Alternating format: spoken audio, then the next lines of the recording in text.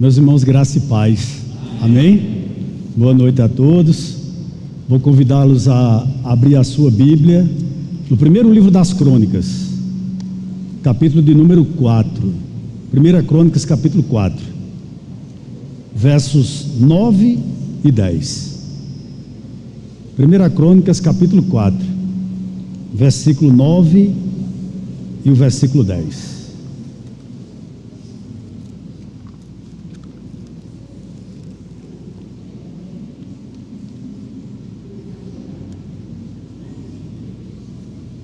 Os irmãos encontraram? Amém? Vamos ler, né? O texto diz assim: Jabes foi mais ilustre do que seus irmãos. A sua mãe deu-lhe o nome de Jabes, dizendo: porque com dores o dei à luz. Jabes invocou o nome de Israel, dizendo: ó, quem dera me abençoaste e expandisses o meu território.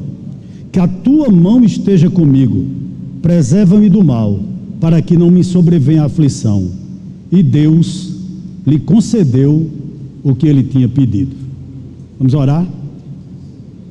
Senhor, aqui está a tua palavra, que nessa noite, pela tua infinita graça e pela tua infinita misericórdia, vem falar ao nosso coração, Pai. Tu sabe como cada um de nós aqui estamos, como necessitamos ouvir a tua voz nessa noite. E eu te peço que nessa noite, mais uma vez, assim como tu tem feito em outras oportunidades, tu se manifeste através da tua palavra. Essa é a nossa oração, Senhor. Em nome do teu Filho amado Jesus Cristo, que vive, que reina para todo sempre. Amém. Meus irmãos, como eu disse a você, o tema de hoje é orando por superação. Eu não sei se você já assistiu alguma disputa de um cinturão no UFC, uma luta de MMA. Se você não assistiu e tiver a oportunidade de assistir, você vai perceber uma coisa entre aqueles atletas, entre aqueles lutadores que ali estão. Eles incansavelmente são preparados para de forma que eles garantam o maior desempenho possível naquele octógono. O que é que eu estou querendo dizer? Porque assim como no MMA, como em todas as modalidades esportivas, para vencer é preciso que o atleta ou o competidor esteja na sua melhor forma física, e também na sua melhor forma emocional. Em praticamente todas as modalidades esportivas, para se tornar um verdadeiro vencedor, não pode haver deficiência física, nem deficiência emocional. Mas graças a Deus, que essa regra, ela não é válida no jogo da vida, e particularmente no jogo da vida cristã. Nossas deficiências, sejam elas físicas ou sejam elas emocionais, não nos desqualificam diante de Deus. O que eu acho interessante aqui é que Jabes é aquela espécie de, entre aspas, lutador, que de repente aparece no octógono do jogo da vida, e com a mesma rapidez que ele aparece, ele desaparece para nunca mais ser mencionado na Bíblia. Jabes é esse tipo de personagem. Por exemplo, você não encontra o nome de Jabes na galeria dos heróis da fé. Se você for lá para Hebreus capítulo 11, você vai perceber que Jabes, o nome dele não se encontra lá. Você não vai encontrar o nome desse israelita em nenhum outro livro do Antigo Testamento, em nenhuma carta de Paulo, em nenhuma carta geral. Você não encontrará o nome desse personagem bíblico nos evangelhos sinóticos, nem no evangelho de João. Absolutamente em nenhum outro livro ele aparece novamente. Contudo, esse homem, ele é um exemplo bíblico para nós, de alguém que possuía uma fé e uma confiança em Deus para vencer. Antes de nós adentrarmos no texto, deixa eu dizer algo aqui. Esse livro de 1 Crônicas, ele foi escrito por Esdras, o escriba. E ele o escreveu juntamente com 2 Crônicas, exatamente quando o povo voltou do cativeiro babilônico. Logo após o povo retorna daquelas 3 grandes levas para Jerusalém, Esdras escreve esses 2 livros. Com quais objetivos ele escreve esse livro? Primeiro, interessante, se você já fez a leitura anual da Bíblia, quando você chega no livro de 1 Crônicas, os 9 primeiros capítulos são enfadonhos. Enfadonhos por quê? Porque você só vai ver genealogia. Mas isso não está aqui em vão. Essa genealogia ela não está aqui à toa, porque através das genealogias, desde Adão até Davi, né? Esdras quer destacar uma coisa importantíssima, que em detrimento das outras tribos, a tribo de Judá se manteve pura, mesmo no cativeiro. Por isso tanta genealogia, e isso para o judeu era extremamente importantíssimo, porque o fim dessa genealogia iria dar em Cristo. Por essa razão, ele tem essa preocupação de fazer essa árvore genealógica desde Adão até Davi, para mostrar aos judeus que o cativeiro não contaminou o povo de Judá. Outra razão que ele escreve, porque ele tem escrito esses 2 livros, por questões eclesiásticas. Por exemplo, ele vai relembrar quais as funções dos sacerdotes, ele vai relembrar quais as funções dos levitas, como deveria ser ministrados os louvores no templo. Ele vai relembrar o povo isso. E também ele trata do triunfo do reinado de Davi, evidentemente com outros acréscimos de algumas passagens como esta, que nós vamos discorrer um pouco nessa noite ao nosso coração. Mas voltando para o texto, não nos é informado o nome dos seus pais. Nós não sabemos quem são os pais desse rapaz, nem em que época Jabes e sua família viveu. Porém, acredita-se pela genealogia e pelo teor da oração dele, quando ele diz: Senhor, expandes o meu território. Muitos comentaristas acreditam que Jabes e sua família viveu no tempo de Josué. A família de Jabes, que, diga-se de passagem, deveria ser uma família paupérrima, ela foi com quase absoluta certeza uma das famílias que adentraram a terra de Canaã, juntamente capitaneado por Josué. Eles tinham que conquistar a terra.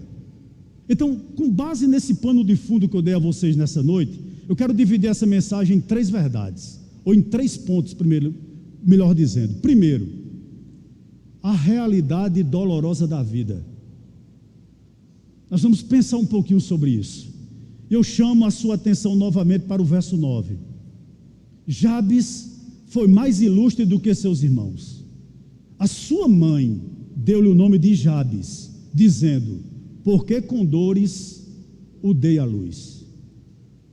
A realidade dolorosa de viver. O que é que eu estou querendo afirmar aqui? Que não existe vida na terra indolor. A vida nos golpeia, irmãos. É impossível passar por esse torrão chamado terra sem ser marcado pelo sofrimento. É impossível. O verso 9 que nós acabamos de ler diz o seguinte: que a sua mãe deu-lhe o nome de Jabes, dizendo: porque com dores o dei à luz. O que me chama a atenção aqui, para uma família judaica, os nomes dos filhos tinham propósitos e significados. Deixa eu lhe dar um exemplo aqui. Samuel. Por que Ana colocou o nome do primeiro filho dela de Samuel? Porque o nome Samuel significava o Senhor, aliás, seu nome é Deus. O que era que Ana estava dizendo quando colocou o nome do seu primeiro filho? Seu nome é Deus. Deus me ouviu. Foi Deus que me deu esse bebê. Foi Deus que me deu esse primeiro filho, porque eu era estéril. Veja como os nomes, na maioria das vezes, tinham significado importante para a família. Então vamos voltar para aqui. Eu lhe faço uma pergunta: você colocaria o nome de um filho, se você fosse judeu, de Jabes? Eu acho que não. Por quê? Porque no hebraico, o nome Jabes significa dor, significa tristeza, significa angústia. Ela tinha tantos nomes para escolher, no panteão de nomes que havia na cultura judaica. Ela resolve dar o nome do filho dela, Jabes. E eu fiquei pensando, irmãos, por quê? O que levaria uma mãe judia a colocar o nome de um filho de tristeza, dor, de angústia? Por que essa mãe colocou o nome do seu filho assim? Vamos conjecturar. Alguns comentaristas dizem o seguinte, que ela teve possivelmente um parto dificílimo, que essa mãe, ela quase morreu na hora de dar à luz. Por essa razão ela colocou o nome daquele filho de Jabes. É uma possibilidade, mas eu não concordo. É possível? Sim, mas eu não concordo. Por que eu não concordo? Você deve concordar comigo uma coisa: a dor do parto, ela é esquecida pelo prazer de ter os filhos nos braços. Você pode ter o parto mais difícil que for possível. Minha esposa, o primeiro parto, ela quase morreu. Mas quando ela colocou a Raíssa, que é a nossa primogênita, nos braços, ela não se lembrava mais das dores. Essa é a grande realidade. A dor do parto, ela é esquecida pelo prazer de ter o filho com vida no braço. Mas é possível isso ter sido realidade na vida dessa mulher. Outra possibilidade, talvez ela fosse uma viúva recente. Ela tivesse ficado grávida e nas batalhas para conquistar a terra, o seu esposo morreu. E ela ficou viúva, sozinha, sem nenhum recurso, numa pobreza extrema. Com certeza na mente daquela mulher vinha o seguinte questionamento: será que eu vou morrer de fome?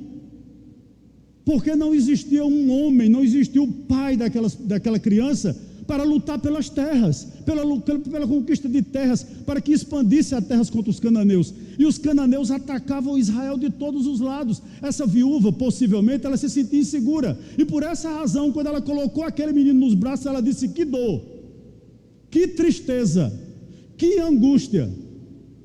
Mas existe ainda uma terceira possibilidade. Eu gostaria de dizer a você que eu sou mais tendencioso a ela. Os comentaristas dizem o seguinte, que a possibilidade de Jabes ter nascido com alguma deficiência física. Ao dar à luz aquela criança, a mãe logo percebeu que ela não era normal, que ela tinha alguma coisa no corpo dela que era defeituosa, e por essa razão ela disse: que dor, que angústia, que tristeza, como é que eu vou criar esse menino? Quando ela olhou para o berço, irmãos, ela disse: meu Deus, que angústia, eu esperei 9 meses para tu me dar isso. Veja bem a situação que essa mãe poderia se encontrar. Mas enfim, nós não podemos ser taxativos sobre quais os motivos que levaram essa mulher a colocar esse nome no seu filho. Porém, uma coisa é certa: esse menino era um monumento que ela criou dentro de casa, para expressar a sua dor, para expressar o seu descontentamento, para expressar a sua angústia. A pequena biografia de Jabes nos lembra o seguinte, que é muito difícil viver, e que para algumas pessoas é mais difícil do que para outras. Parece, irmãos, que a vida marca mais alguns do que outros. Jabes que nos diga.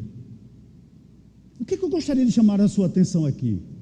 Que possivelmente alguns de nós nos identifiquemos com Jabes nessa noite. Você poderia me perguntar: pastor, por quê?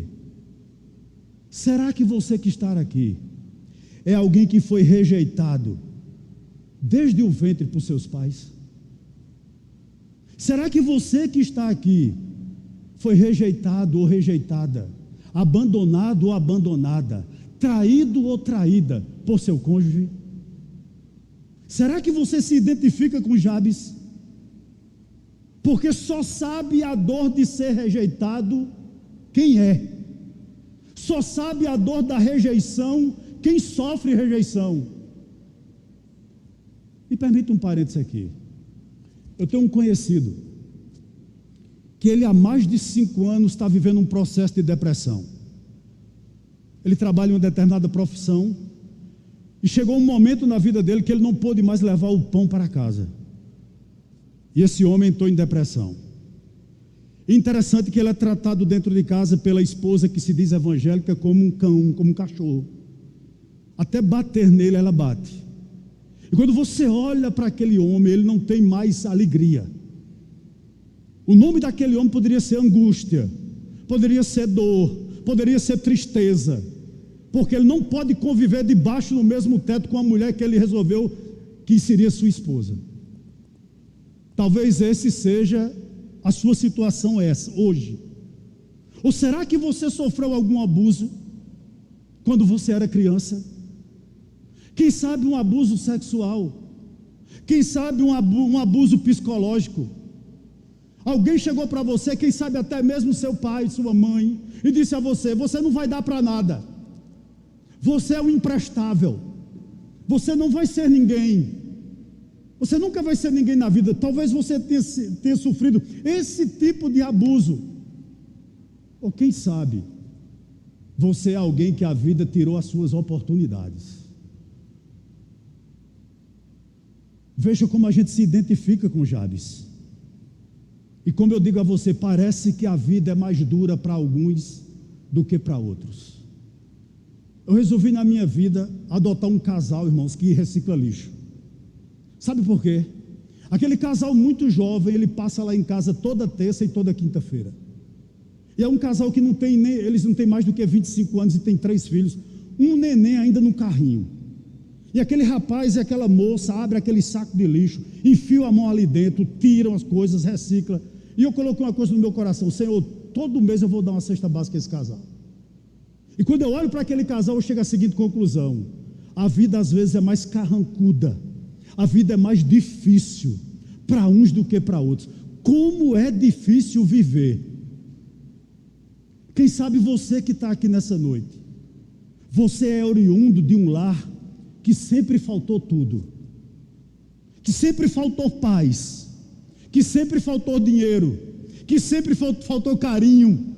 Quem sabe você tem de conviver com o alcoolismo dentro de casa, ou até mesmo você conviveu com o alcoolismo dentro de casa. Como é difícil esse tipo de coisa.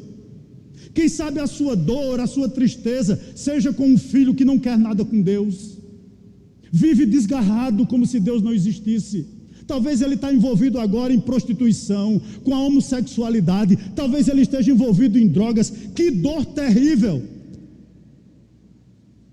Parece que esse, irmãos, era o sentimento da mãe de Jabes. Ela pegou aquele filho, colocou esse estigma nas costas daquele menino, para que toda vez aquele menino passasse, entrasse em casa, fosse almoçar, fosse jantar, fosse tomar café, ela olhasse para aquele menino e dizia: a vida nunca vai sorrir para mim. Veja que mulher melancólica, veja que coisa triste o coração dessa mãe. Sabe por quê? Há muita gente que não se liberta do passado. Há dores no passado, irmãos, que muitas vezes a gente não consegue superar. Há feridas na alma que demoram muito a sarar. Há traumas, irmãos, que se recusam a ir embora. Essa é uma grande realidade, talvez, para nós. E esses traumas, eles se levantam como fantasma para nos atormentar. Me parece que essa mãe, sempre quando se relacionava a esse filho, ela lembrava-se dos infortúnios da vida. Eu fiquei imaginando, meditando para pregar para os irmãos. Quão triste deve ter sido a infância dessa criança. Quão, irmãos, lamentável deve ter sido os anos de adolescência desse rapaz. Que estigma triste ele carregava sobre os seus ombros. Segundo ponto, a possibilidade de vitória. A possibilidade de vitória. Olhe para o verso 10, por gentileza. Jabes invocou o Deus de Israel, dizendo: ó, quem dera me abençoasses e expandisse o meu território, que a tua mão esteja comigo, preserva-me do mal, para que não me sobrevenha aflição. E Deus lhe concedeu o que ele tinha pedido. A possibilidade de vitória. O que me chama a atenção aqui? Que esse homem, ou esse rapaz chamado Jabes, ele foi alguém que as angústias da vida não lhe marcaram para sempre. Olha o final da oração. Aliás, olha a parte da oração que ele diz: preserva-me do mal, para que não me sobrevenha a aflição. O que é que ele está pedindo a Deus em oração? Senhor, preserva-me do significado do meu nome. Preserva-me dessa angústia, Senhor. Preserva-me dessa dor. Preserva-me dessa tristeza. Sabe o que ele está pedindo a Deus? Não permita, Senhor, que essa dor faça morada dentro do meu coração. Quem sabe ele era alguém recalcado com a mãe, não sei, estou conjecturando.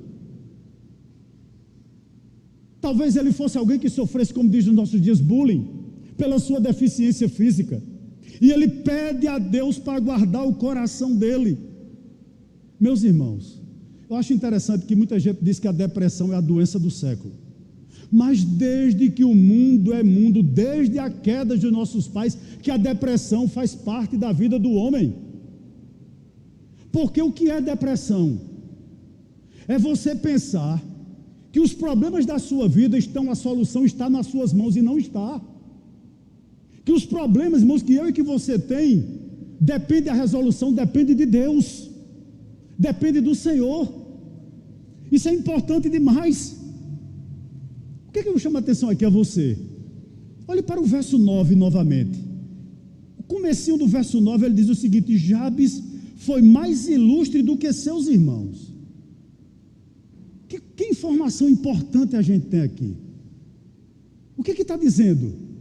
Veja que maravilhoso, que apesar do seu nome, que possivelmente foi a história da sua vida em grande parte, apesar da sua dor, apesar da sua tristeza, apesar da sua angústia, a Bíblia diz que Jabes, ele foi mais ilustre ou mais respeitado do que seus irmãos. O que é que você aprende aqui? Preste atenção, por favor. A palavra ilustre ou respeitado no hebraico, sabe o que significa? Que Jabes foi um homem de peso. Em outras palavras, o que é que a Bíblia está nos dizendo aqui? Que Jabes era alguém que era ouvido. As pessoas davam atenção ao que esse homem falava. As palavras de Jabes tinham peso. Os conselhos desse homem eram colocados, irmãos, no coração dos outros. Ele era alguém que aconselhava os demais. Ele era um homem de discernimento. Ele se tornou um homem de sabedoria. Veja que coisa interessante. Ele foi alguém que fez com que a vida dele valesse a pena. Isso é muito interessante para nós. Uma pergunta me veio à mente meditando aqui. O que ele fez para adquirir tanto respeito e tanta autoridade? Você pode dizer: pastor, olhando para esse texto, só nos resta uma coisa: supor ou conjecturar. Não é verdade?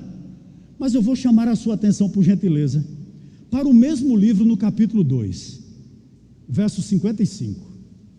Olhe para ele, por gentileza. Vamos ler todos juntos?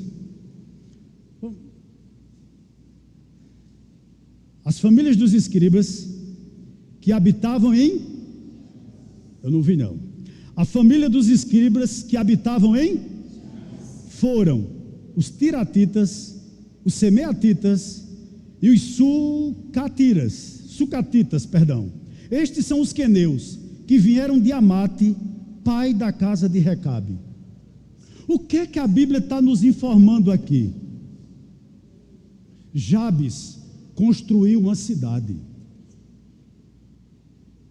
onde lá morava pelo menos 3 famílias, e essas famílias eram constituídas de quê? De escribas. de pessoas que produziam a palavra de Deus para ser pregada em Israel. E Jabes era um dos professores. Ele construiu aquela cidade para que ele próprio fosse o mestre, fosse o homem de peso, fosse o homem de respeito, fosse o homem a ser ouvido, para que ele formasse escribas, para que Israel ouvisse a lei do Senhor. O que é que eu quero lhe dizer aqui nessa noite? Que a própria cidade fundada por esse homem, afirma os comentaristas, produziu os teólogos da época. E também muitos comentaristas dizem que ele foi um homem poderoso em batalha, porque ele conquistou terras. Qual a aplicação para nós aqui nessa noite? Para ele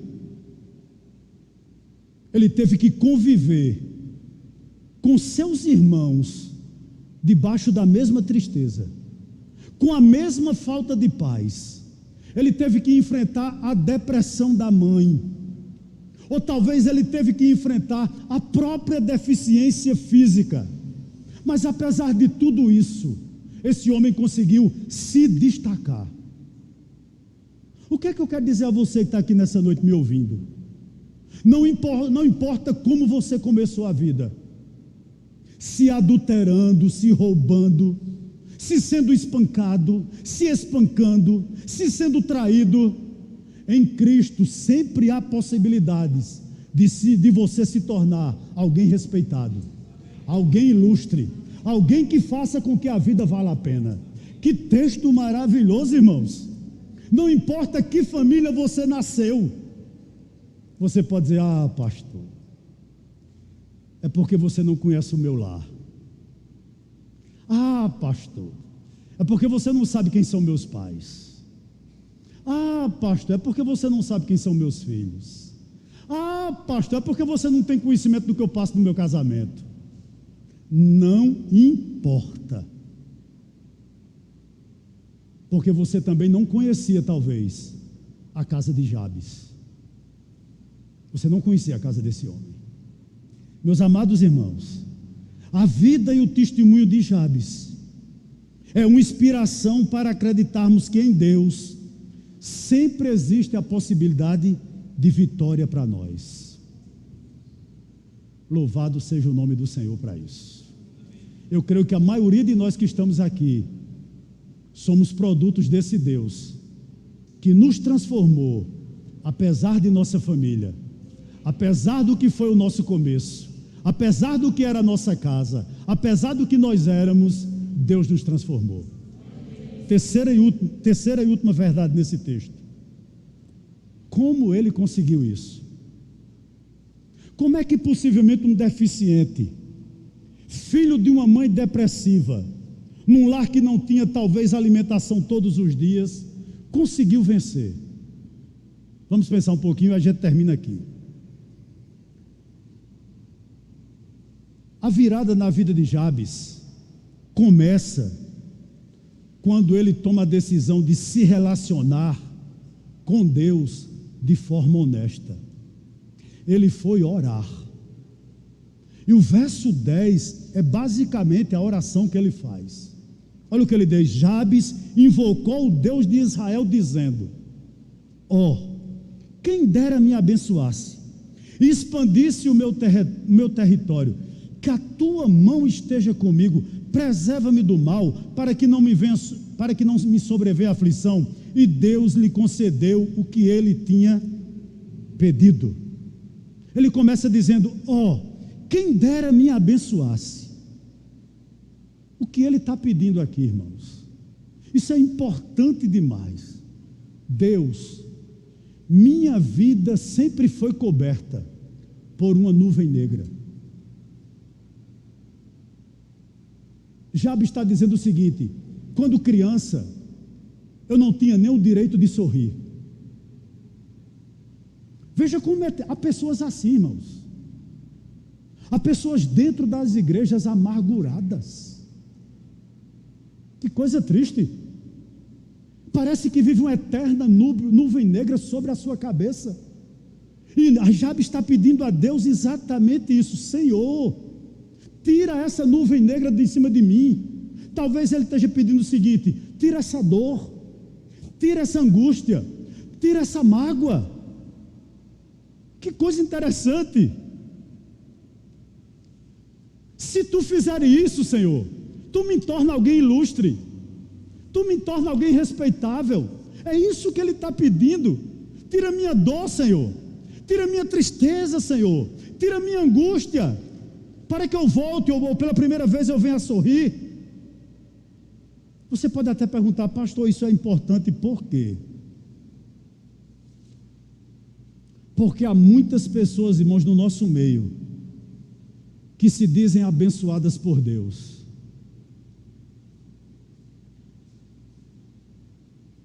Domingo à noite, 10 horas da noite, um drogado bateu na minha porta, pedindo comida. Era um jovem de 19 anos, José Abraão, sem dente, totalmente drogado. E Ritinha foi esquentar a comida para ele, nós demos a ele, eu fiquei conversando com ele. Eu disse, comecei a pregar para ele, mas ele doido demais. Ele disse: eu vou para a igreja, doutor, terça, quinta e sábado. Segunda, terça e quinta. Eu digo: essa igreja está meio troncha, né? Segunda, terça e quinta, só, não tem culto no domingo, não tem não, por isso que eu estou aqui. A mãe morreu, o pai cuida do menino autista, eles vivem, dependem muito exclusivamente do sustento dessa criança, e ele vive perambulando pela vida. Recife, João Pessoa, Campina Grande. Que dor, que angústia, que tristeza. Esse homem, esse jovem, ele podia, quem sabe, se ele conhecer a Deus, orar, pedir para que Deus tire isso. Mas o que é pior para nós aqui? Que às vezes nós dizemos que somos abençoados, eu estou falando exclusivamente com cristão, mas guarda mágoa, mas são intrigados entre os outros. Que nuvem negra. Como é que você pode louvar assim? Como é que você vem pregar dessa maneira? Como é que você dá a paz do Senhor a uns e não dá a outros? Que dor, que angústia. Que coisa triste um cristão ter ódio a ponto de não perdoar. Que coisa terrível cristãos insatisfeitos. Que coisa terrível se a gente dizer que somos abençoados e temos queixas infundadas. Que coisa triste, irmãos. Me permita um parênteses aqui. É o texto que Ritinha sabe pregar nele. O cego Bartimeu. Marcos capítulo 10, a partir do verso 42. Eu já ouvi Ritinha pregar nele 600 vezes. Interessante esse texto. Jesus parou, na verdade o texto está lá. Jesus parou, chamou o cego. Chamaram o cego, então disse: tenha coragem, levanta-te, porque ele está te chamando. E o cego vai, creio eu, todo alegre, né? Devem ter direcionado o cego. Quando o cego chega diante de Jesus, Jesus faz uma pergunta que eu não entendi há muito tempo: que queres que eu te faça? Não parece irônico? Porque o cego não ia dizer: me dá um cão guia. Não, Senhor, eu quero ver. Aí você pode estar dizendo: mas pastor, que pergunta imbecil essa de Jesus. Que queres que eu te faça? Sabe por quê? Sabe por que Jesus fez essa pergunta? Se tu realmente voltar a ver, tu vai mudar de vida. Tem pessoas dentro da igreja, irmãos, que não conseguem enxergar um palmo além do nariz, que andam como cegos, são cegos guiados por cegos. Você disse isso por quê, pastor? Porque são intrigados, guardam ódio, têm queixas infundadas. É cegueira. Que queres que eu te faça? Que tu voltes a ver. A oração de Jabes era o seguinte: Senhor, me abençoa. Sabe o que ele está dizendo? Senhor, me muda. Eu não posso ser essa pessoa angustiada. Eu não vou para lugar nenhum, Senhor, ser dessa pessoa bruta, ridícula, que ninguém pode falar com ele. Muda-me, Senhor. Eu estou lendo um livro, já disse o título, mas hoje eu, na continuação da minha leitura, hoje eu li uma frase sensacional. Onde não tem fruto, não existe graça. John MacArthur. Pode ter teologia. Se não tem fruto, se o fruto do Espírito Santo não é harmoniosamente distribuído naquela pessoa, não existe graça. Essa é uma realidade. Ele diz outra coisa interessante. Vamos para a oração? Senhor, me abençoa, ou seja, me muda. Mas ele continua dizendo o seguinte: e expandisse o meu território.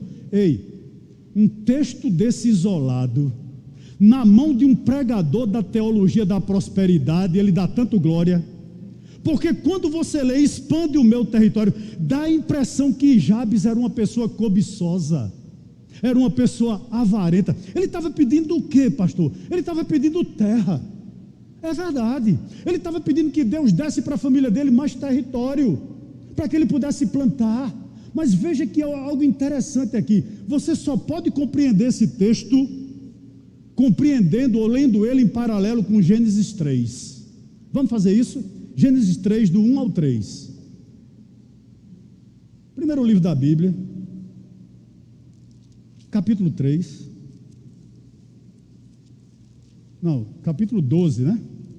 Aliás.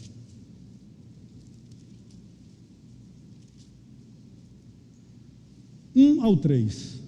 O texto diz assim: o Senhor disse a Abraão: sai da tua terra, da tua parentela e da casa do seu pai, e vá para a terra que lhe mostrarei. Farei de você uma grande nação, eu abençoarei, engrandecerei o seu nome, seja uma bênção. Abençoarei aqueles que o abençoarem, e amaldiçoarei aqueles que o amaldiçoar.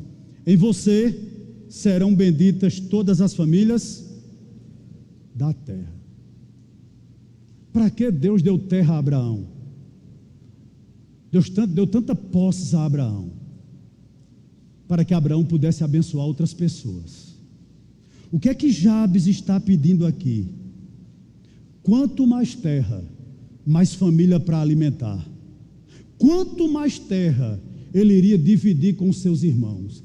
Quanto mais terra, ele fundou, por exemplo, uma cidade para ali ensinar a palavra de Deus. Veja o coração desse homem.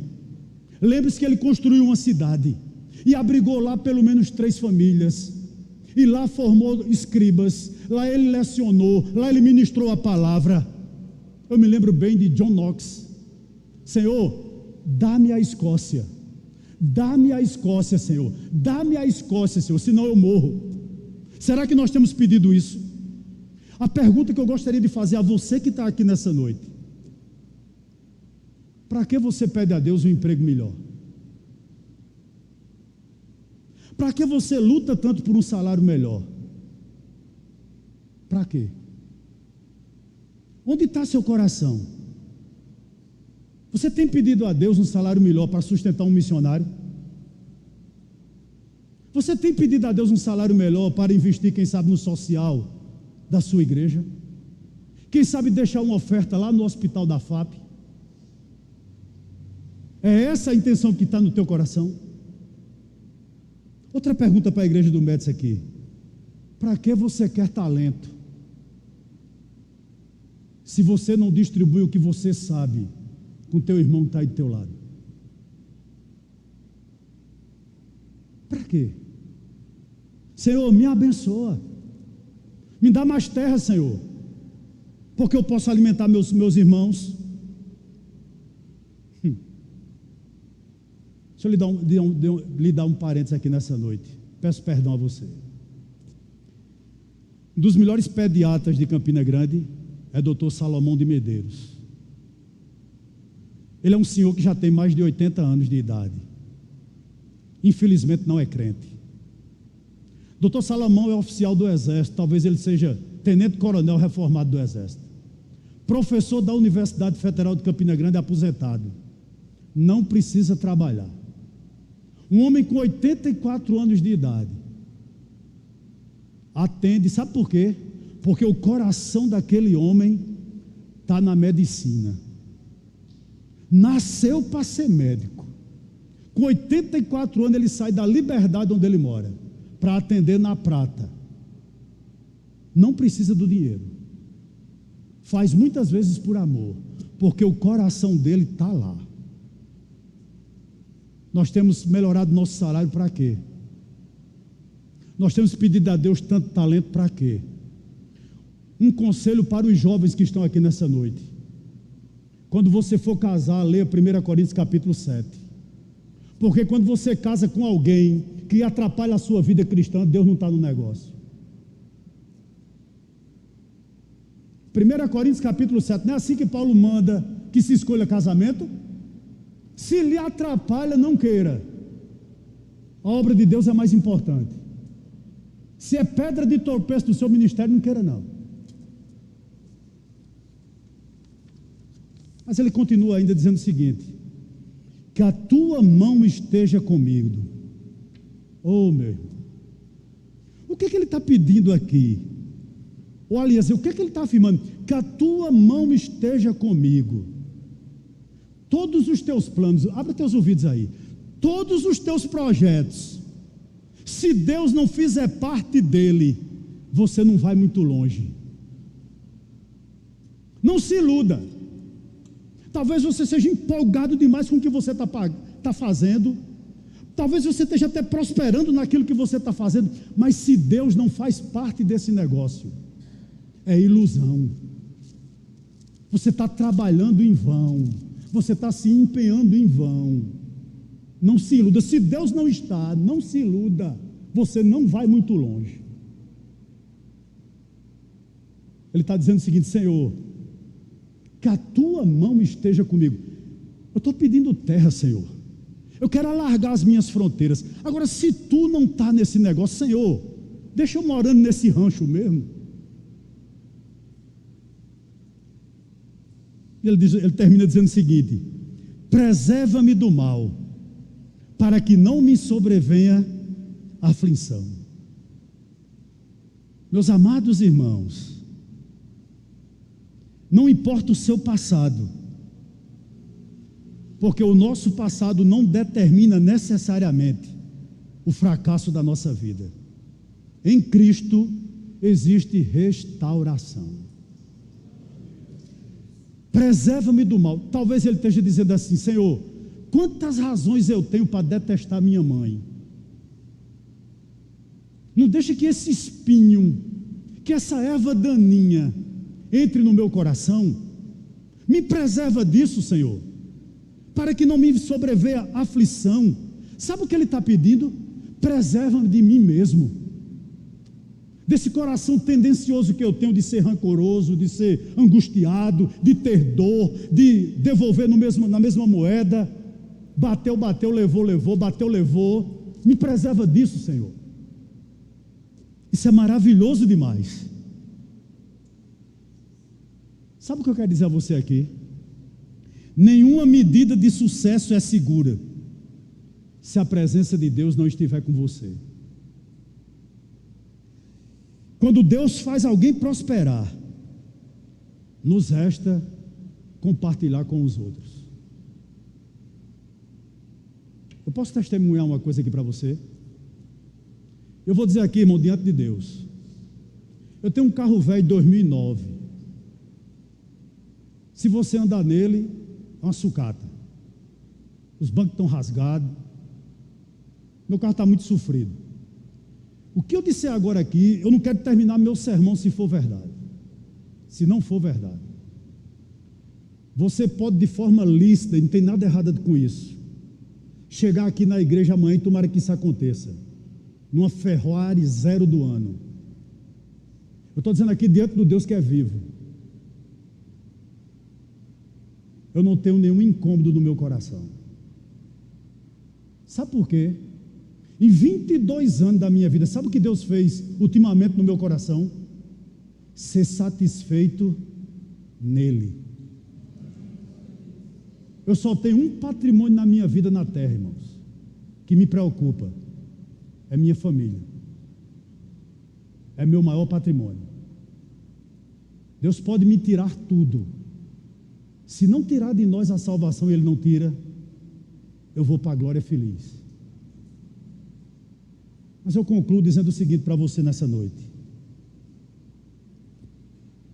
Eu não quero que você fique preso a Jabes, mas eu gostaria de lhe apresentar nessa noite alguém mais ilustre, alguém que tem mais peso, alguém mais maravilhoso do que Jabes, que também sofreu dor, que também sofreu angústia, foi pregado numa cruz, por amor a mim e por amor a você. Alguém que sofreu a dor do seu pecado, a angústia do seu pecado, mas ele, igual a Jabes, ele venceu, porque ele venceu o pecado, ele venceu a morte e ele venceu o diabo.